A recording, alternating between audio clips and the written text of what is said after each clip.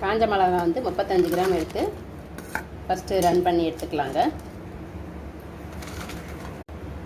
நம்ம இதை வந்து தண்ணி ஊற்றாமல் பவுடர் மாதிரி ஆக்கிக்கலாம்.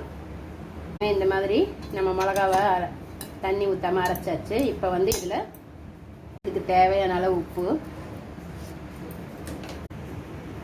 இதில் ஒரு 3/4 ஸ்பூன் அளவுக்கு நாட்டு சக்கரை போட்டுக்கிறேங்க. புளி வந்து ஒரு 25 கிராம் எடுத்து ஊற வச்சுருக்கேங்க தண்ணி ஊற்றி.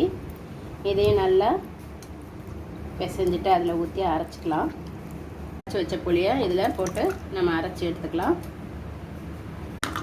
அந்த புளி கரைச்சி ஊற்றின தண்ணி தான், எக்ஸ்ட்ரா தண்ணியெல்லாம் நம்ம ஊற்றக்கூடாது.